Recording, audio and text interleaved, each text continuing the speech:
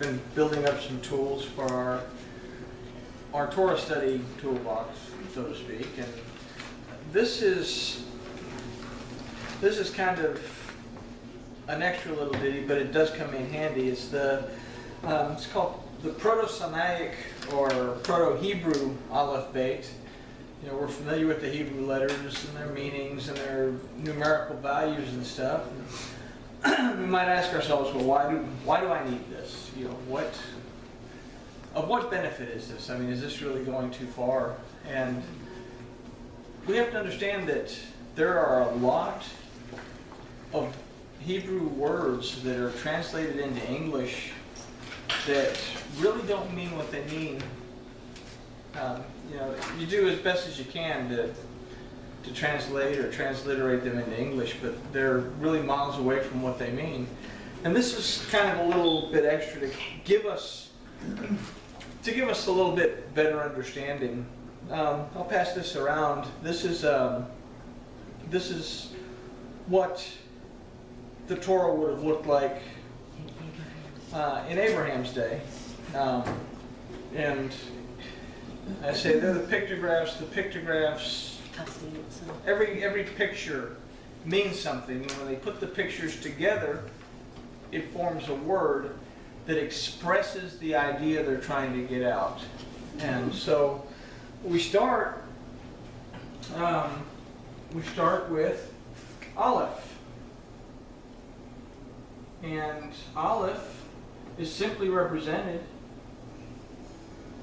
the head of a bull or a head of an ox.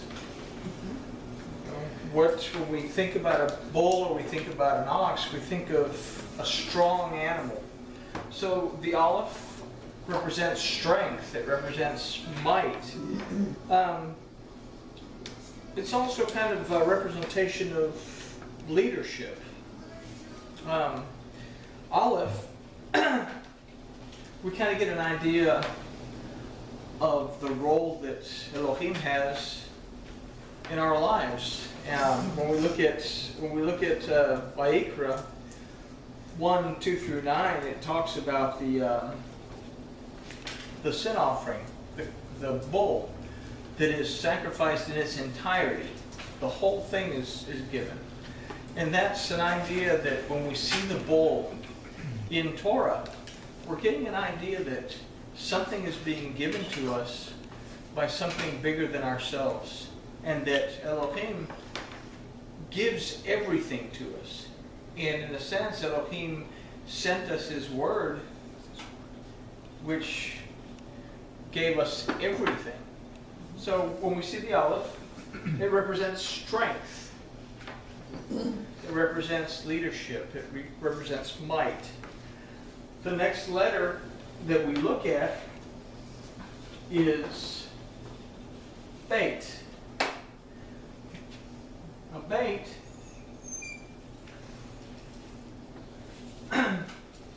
still means house. Usually means tent, really. And it's meant to convey the idea of family. Beit also shows us that there are two compartments within the tent. There is a male compartment and a female compartment. And Beit also gives us an idea in the Proto-Hebrew pictographs, an idea of being on the inside, or something that deals with us internally. So there's our Proto-Hebrew Beit. Now, we go on to Gimal, being the third letter. Now, Gimal, depends on how you draw it. There's several different ways that they draw it. It's drawn like this, and sometimes it's actually drawn like that.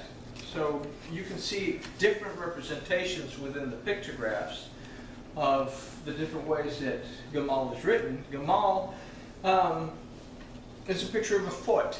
It's a drawing of a foot. The idea portrays walking, but it also portrays the idea of gathering.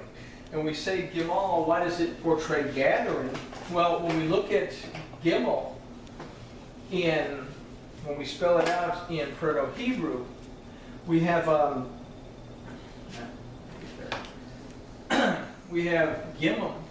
Gimel, or gim actually, is gam is what it is in Proto-Hebrew, that shows us walking to, this is the men, walking, that's too many palms, walking to the water, that animals would gather together to the water.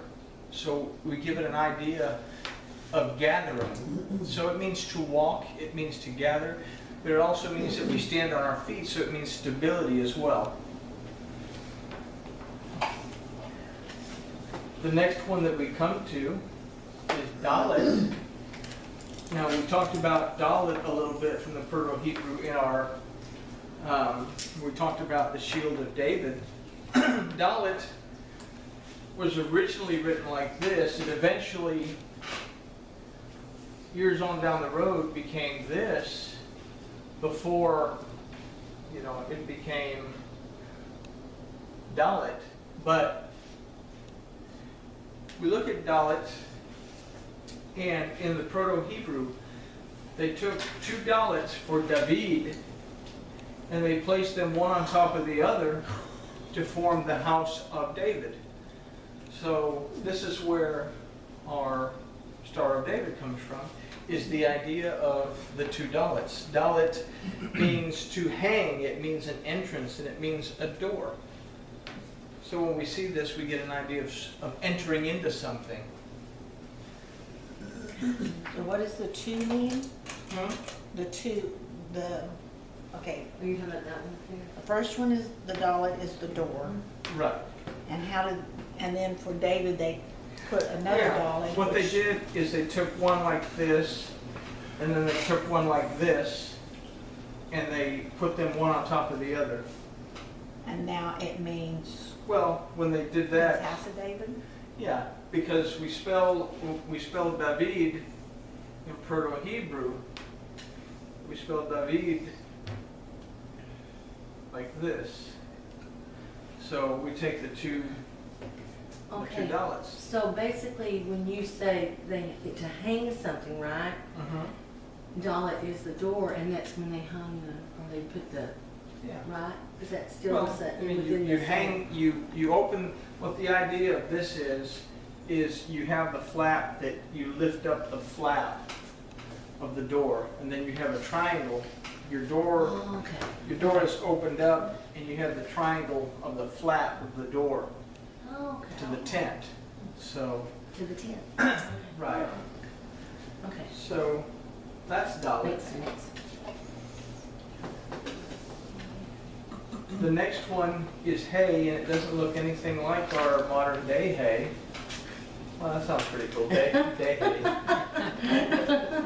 But the ancient hay is written like it's to symbolize a man with his hands lifted up. It means look, observe, reveal, but it also means breath. And the first time that we find hay, as a root of word in Torah, is in the word chene, which means to behold, but we also see it in the word baram, meaning were created, which is in Bereshit 2:4. It's an illustration of breath, that the breath was blown out in order to speak forth creation. So hay also means breath. Specifically, it means the breath of the Spirit.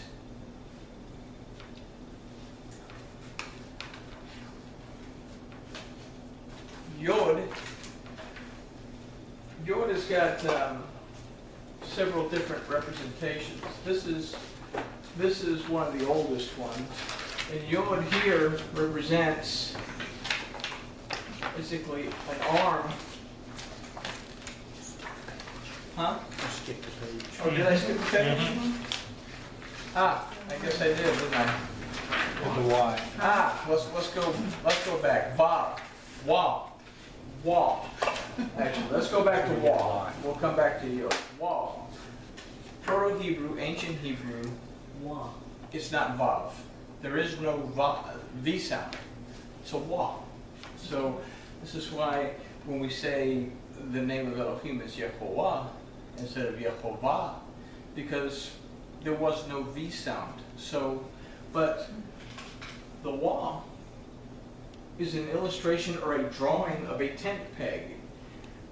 And this is something along the lines of what the tent peg would look like. It was a stick or a piece of something that jutted up in order for them to be able to tie the strings to it. But it means to add to secure, and to hook. And we see why, I mean, you secure something to it or you hook something to it. This one. Zan is the next letter we come to. Now Zan took a lot of changes over the years, but basically it looks like what's called the matux. It's kind of like a plow. It's a cutting tool to cut up the ground. The drawing illustrates cutting, but it's also representative in the ancient Hebrew thought of something that provides nourishment and something that provides tool or food. So we see that in our modern day idea of Zion, when we talk about the Zion in the meanings of the Hebrew letters, we say that Zion represents a sword, not necessarily a matuk, but it also represents, from the root, zan, means bread, means food. So this particular representation right here represents plowing the ground and the food that comes from the ground, and it's the idea of providing food for the family. Then we come to this crazy guy that is chet. It's a picture of a tent wall. It means outside, to divide, and half. And we've said, when we looked at our het in the meanings of the Hebrew letters, that it meant wall. And in this is one way to draw it. The other way that it would be drawn would be like this, to give us an illustration of the side of a tent, the wall of a tent. So it gives us an idea of being outside of something. The next one looks way different than its Hebrew square script component, or this is tet. Tet is a drawing of a basket, or supposed to be a drawing of a basket. It means to surround, to contain, and it also means mud, which is interesting because we've said its later day successor.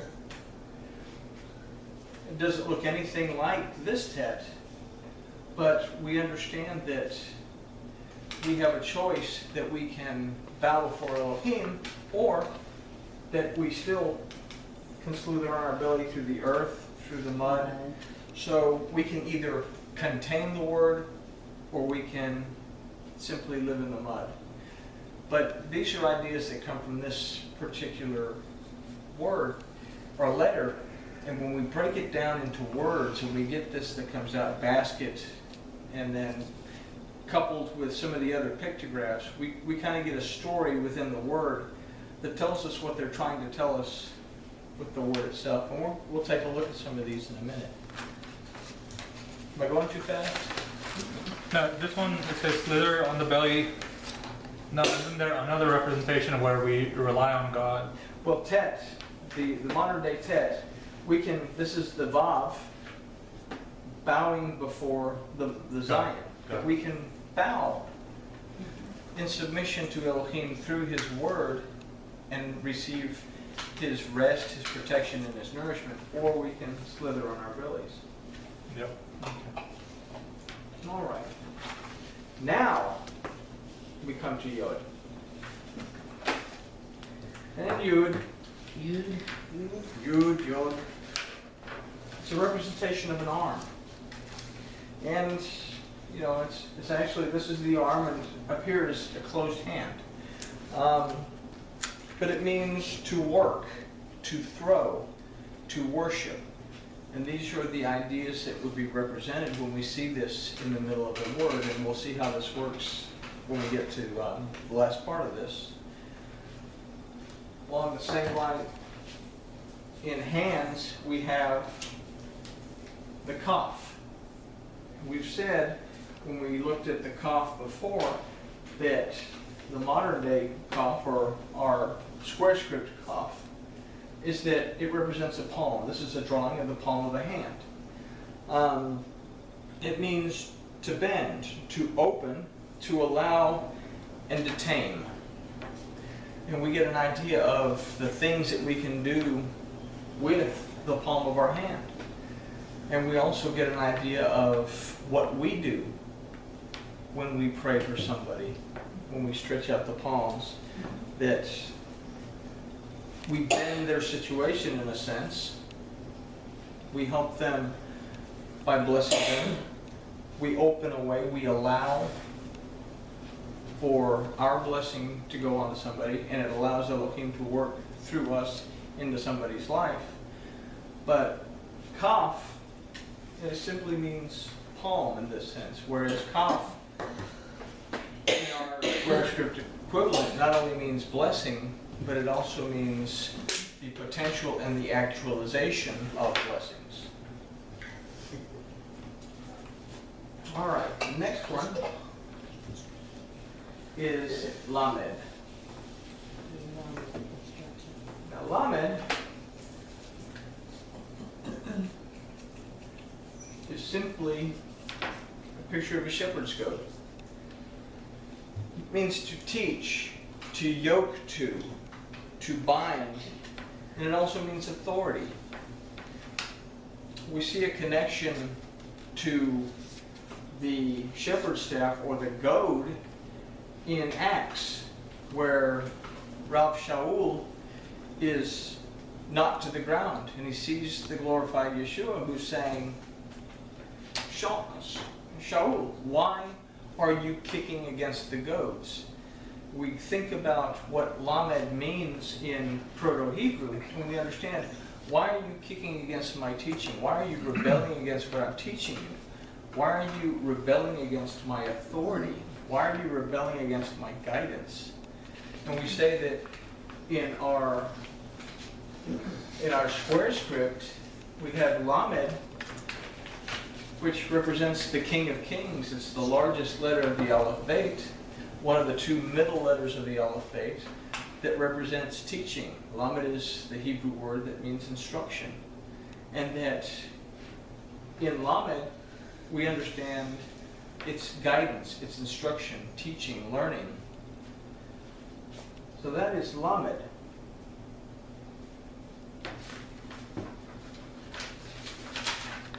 Mem is simply a drawing of water. And we look at Mem, the Proto-Hebrew, but it means more than simply water. It also means chaos, as well as mighty, and it also means blood. Water and the blood serve also as life-giving and sustaining forces. Life-giving and sustaining forces.